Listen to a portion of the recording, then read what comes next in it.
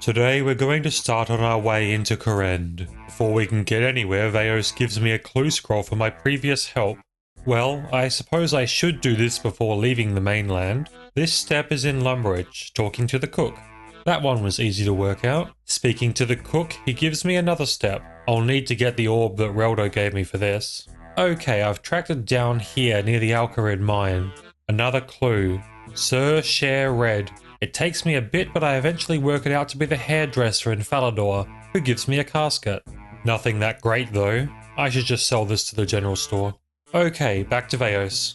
He agrees to take me out to Great Kourend, welcoming me once we arrive. I ask for any information he can give me on Kourend. I am told that Kourend is made up of 5 main cities: Archaeus, Lovakenge, Shazian, Piscarilius, and Hersidius. Each of these cities is then, in turn, ruled by a great house. They were all previously ruled over by a king or queen in Kingstown. Veos offers me a way to tour the cities better by doing a job for him. Apparently he has a client from the mainland who wants to know more about the 5 cities. Veos gives me an enchanted scroll and says that the client wants to know about the hierarchies of the land. Apparently I can write on the scroll with a special quill to make the notes invisible on the scroll, but visible on the client's scroll.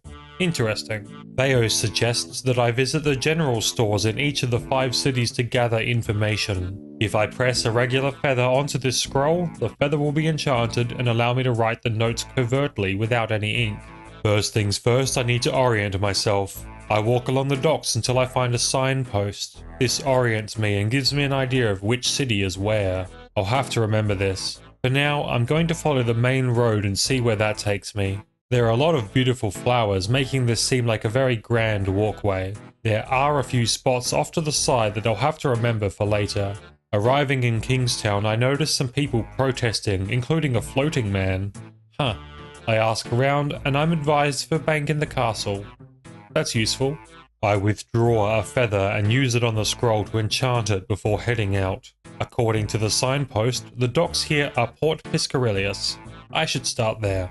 I track down and talk to the general store owner as advised. Everything she says to me is in rhyme. Apparently their leader is ruthless towards pirates and the town is known for their fishing industry.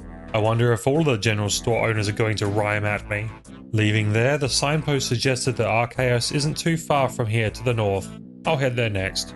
This must be the bridge to Archaeus. It looks so different to Port Piscarilius and to the other places I've seen, with its tall stonework buildings, crystals, and floating people. Now I know where that man with the protesters came from.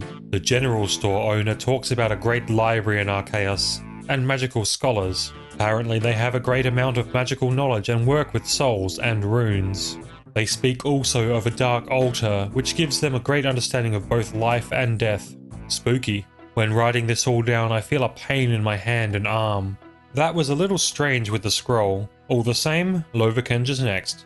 This place is completely different again. They've really unique architecture in Kourend. Lovakenge has dwarves. I usually get along with them pretty well. No real surprise, but the dwarves of Lovakenge are great smiths. They also mine with dynamite and work in the sulfur mines. The weapons and armor they make are used to outfit the Shazian army. I must be off to Shazian next. Ow, damned bat. This seems more like a military encampment than a town. It is neat though. Oh, here we are, this is much more like a town. Finding the general store, I talk with the owner and learn about Shazian. Shazian provides Kourend with soldiers and protects against the lizard men. They have trained medics and offer a sense of law and order too. Well, that's 4 down, 1 to go. Leaving Shazian, I travel toward the area south of the signpost. Here we are, Hersidius. I'm not really surprised at this point, but the place looks so different again. Each city here is very distinct. Asking the general store owner about Hersidius, it seems that they are the breadbasket of Kourend, supplying food and herbs. The main population of this town are farmers. They have a few other notable places like great kitchens and vineries. Upon writing this all down, I hear a voice in my ear instructing me to return to Veos. Creepy. Well, that was a quick stop of each city. Time to return down the long road. Upon returning to Veos, he informs me that his client wants me to activate an orb at the Dark Altar near Archaeus. Well, I guess I'm back off up there. A genie on the way? I'll put it into thieving, I suppose. That's nearly a level. I've been told that the Dark Altar is just up this way and to the east. Oh yeah, this looks like a Dark Altar. Activating the orb, it smashes into bits. I hear a voice once again telling me to return to Veos, but I'm not sure I like all this. Returning, I talk to Veos about the exploding orbs and burning quills, but he doesn't seem to know what I'm talking about. He claims that we haven't even spoken since he brought me here. What? A voice speaks out, but it's not Veos. It's like he's being possessed. The voice refuses to identify itself before releasing him and rewarding me. I'm sure that's nothing bad, right? Veos seems to remember none of it, however. Well, I'm going to put these experience lamps into thieving as always, getting me to level 39. I think it's time to get a drink. There's a pub right here, that'll do. I drink up and put my glass on the table before moving on. I was rewarded with this book too, but I don't know much about it. I'll keep it on me for now. Before entering Kingstown, I notice an old gravestone as well as a picnic spot and some rabbits. Quaint. Ordau here operates a cart system that can get me all around the kingdom for a small 20 coin fee. I usually like to explore by myself, but this may come in handy one day. So, this is Kingstown. It's very well guarded by Shazian soldiers, just as the general store owner said it would be. Let's check it out properly. Returning to the protesters, I speak with them to find out what they're protesting. They tell me that they're the Kourend Royal Society, and that they oppose the council that currently rules Kourend. Apparently, the council was supposed to be temporary after the last king's death, but 20 years later it's still active. They say the council is supposed to be democratic, but the same 4 people keep getting council seats. Sounds to me like this kingdom is quite divided.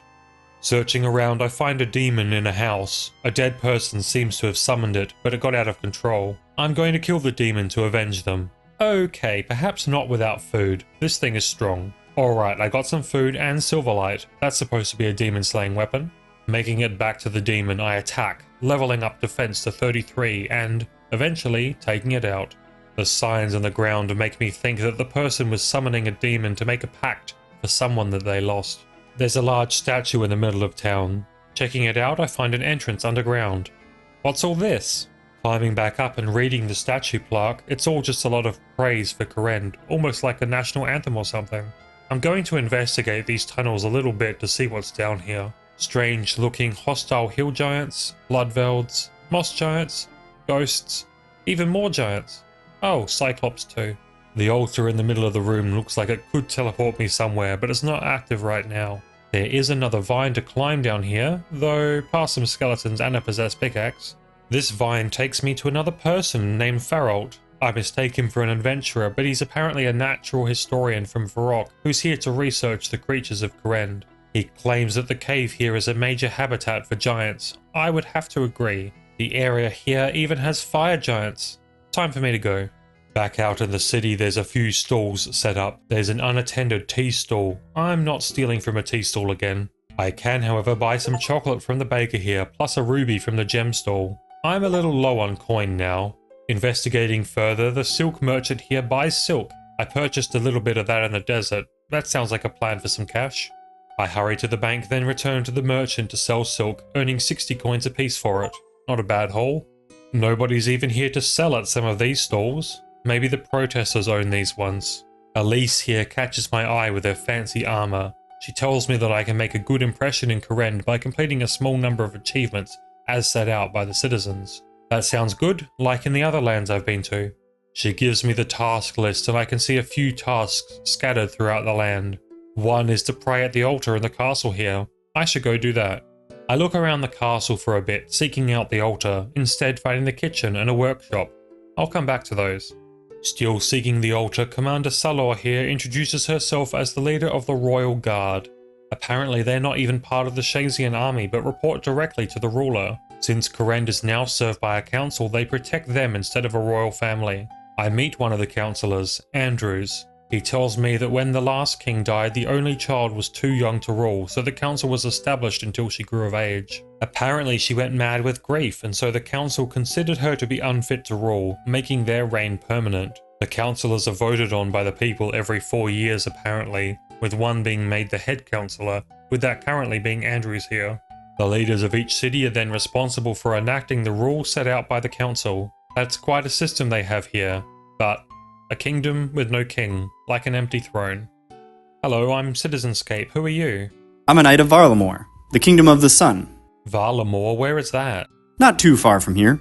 You'll find it to the south. Wow, Kingdom of the Sun? That sounds fancy. Grossly incandescent, if you ask me. So what are you doing in Kourend then? I'm here on a mission, one I cannot speak of.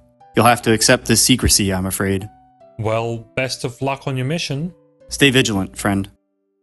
Oh, there it is, finally, the altar. A Saradominist altar, it seems. Quick prayer, mark that off the list. Not too much of a congregation, though. There's another demon captured here, plus some dark wizards.